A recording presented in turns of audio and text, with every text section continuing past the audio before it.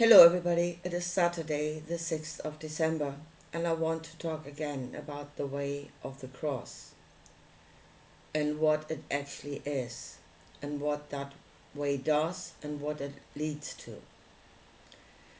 Because the biblical way, the way of the Bible, the way of the gods, is to create the vision of a future, something that we would desire, something that we want to go toward.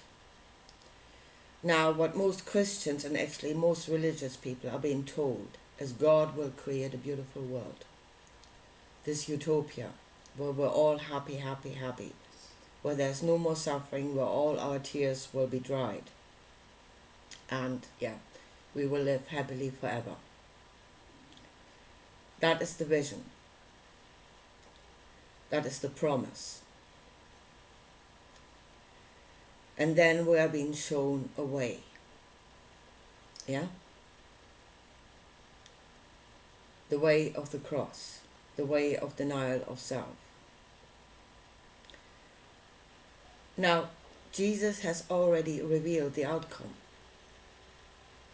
in the book of the Revelation, which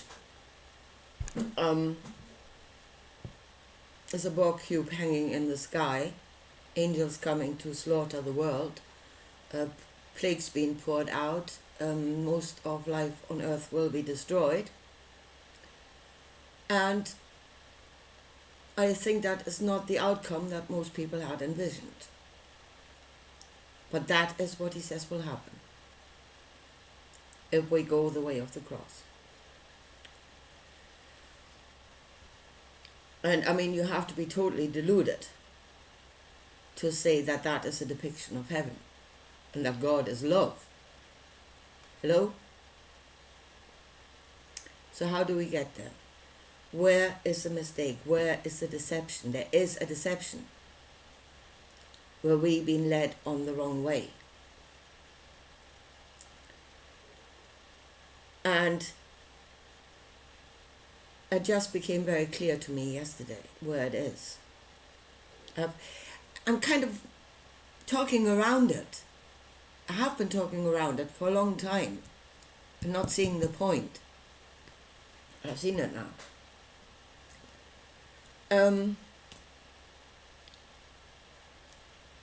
Christians are being told that the way of denial of self is the way of love and compassion. And it is not. It is the way of obedience. And they are two completely different things that will lead you to two completely different outcomes. I spoke about Lazarus yesterday, and I've just seen the point, the real point of the whole story.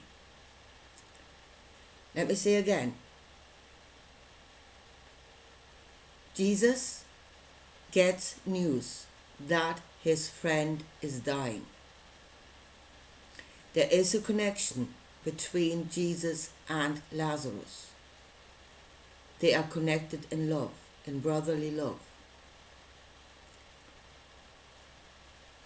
And again, the gut reaction, the intuitive reaction of a human being should have been to go and save your friend. That would have been our truth. That would have been the way of love and compassion, being guided by love and compassion into action. That would have been the truth. Jesus did not go. He sat down and he let Lazarus die because it would have served the kingdom. The resurrection of Lazarus would then serve the kingdom, so he lets him die first. And here it is not the way of love and compassion, not being driven by love and compassion, but to sit there in obedience to God It is a way of obedience. What happened there was not love and compassion. It was obedience ruling over love and compassion.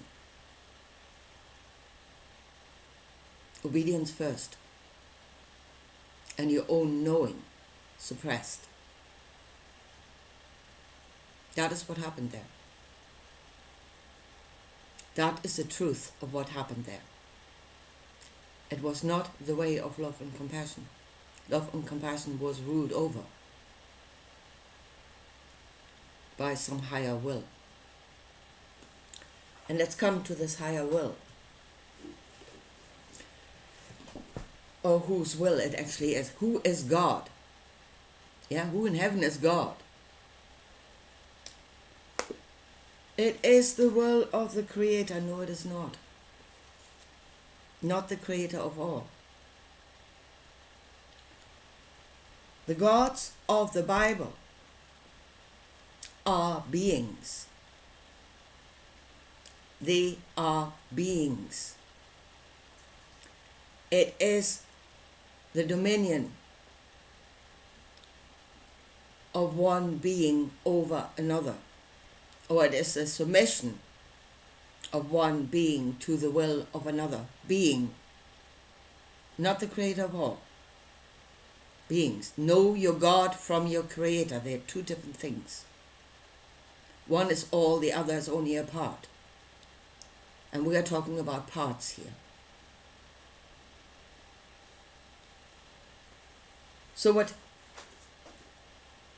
Jesus was in expanded awareness. Absolutely he was. He had learned from the masters. He was a master himself. He got connected to something. Again, let me listen to his words. Connected to something that was not of this world. A kingdom, a world that was not of this world. Two different worlds.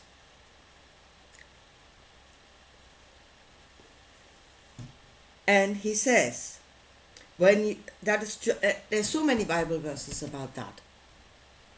John 8:28.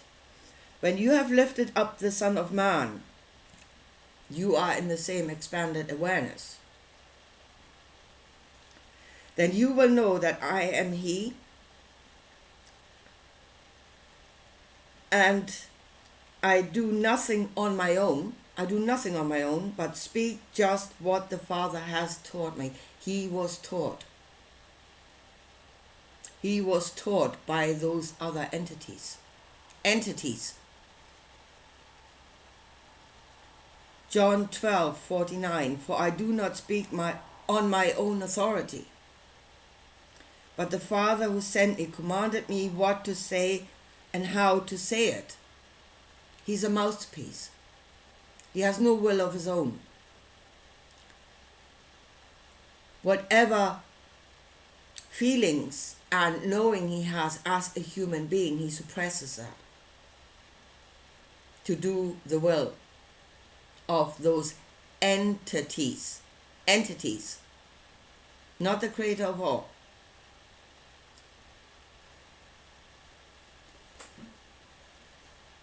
This is about mind control. This is about the dominion of one entity over another, over one being over another. And we are to submit. We are to go into submission to those beings. We are to deny our own truth, to be in service to them. Even if your friend dies. The way of love and compassion would have been to run and save him. But he chose the way of obedience, which will lead to New Jerusalem. And once you have done that, once you do nothing of your own, if you speak no longer your own words, you are fully The Father and you, and that is again, those beings and you are one. That is a hive mind. You are part of the hive mind. There is no more individual knowing, but only the will of the rulers, the Elohim, the rulers, the powerful ones, that will rule over humanity. This teaching, the New Testament, the way of the cross, is a program. You're being programmed into submission, thinking it is the way of love and compassion, and it is not. It is the way of submission and obedience. Suppressing your own individual knowing to be part of the hive mind. It's bloody bulk. This is bulk.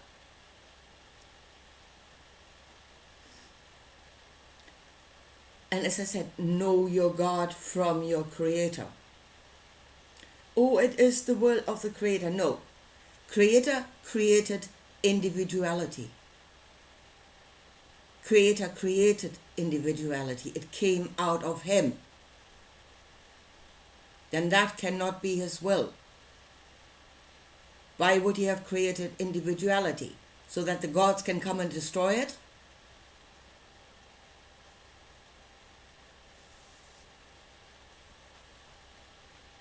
It's not the will of the Creator.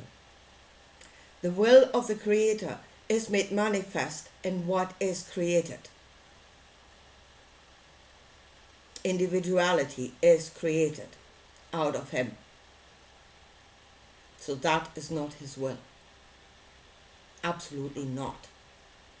But it is the will of a God which is an individual being that wants to have dominion over worlds.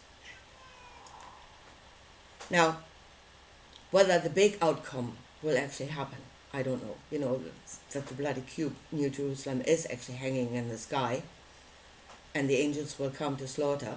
And let me tell you something, once you have suppressed your own knowing, your own truth, your truth as a human being, you're part of the hive mind, you will be one of those that will do the slaughtering. Because it is the glorious will of God. You will bash babies' heads against rocks because it is the glorious will of God, and you are in Him. You are one. That is what you will become. Once you lose your own truth. Whether that will happen, I don't know, but in a small way it is already here. This teaching is a program. It programs people. It makes them into slaves, into submissive slaves, not into beings of love and compassion, mindless slaves. And it's already in this world. It says,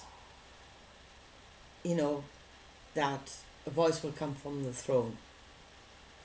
Glorify God, all those that serve Him and that fear Him, both great and small. Those that are in service of the kingdom will be part of the kingdom. And those that go up against it will be destroyed. That's what it says. And in a way, that is already the way of this world. The way of New Jerusalem is already the way of this world. People are suppressing the truth. They're not speaking the truth.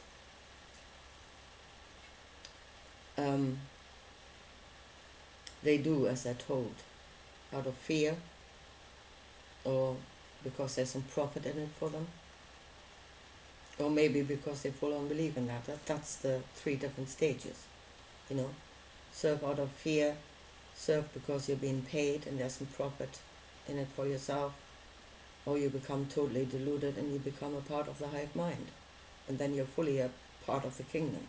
Glory, hallelujah. That is not the will of the Creator.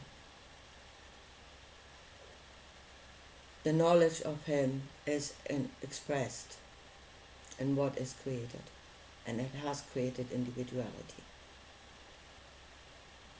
This is not it. This is mind control.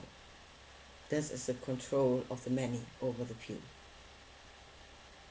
That is full-on dominion of the few over the many. And it is the way of the cross that will make you a part of that. As I said, you're deluded if you think the way of the cross is the way of love and compassion. Look at Lazarus, look at the story, look at what it actually says. Obedience to God ruled over love and compassion. If Jesus was a human being, he must have suppressed his own love and compassion for 4 days, because that would have been his instinct. And he must have suppressed that in order to be obedient to God.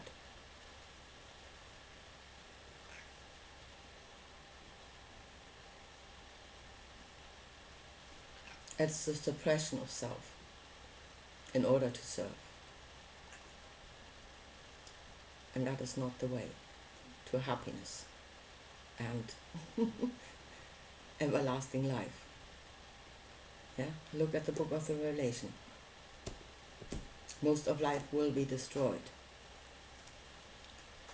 So that's not it then, is it? Unless you are totally deluded and you really can't see anything anymore.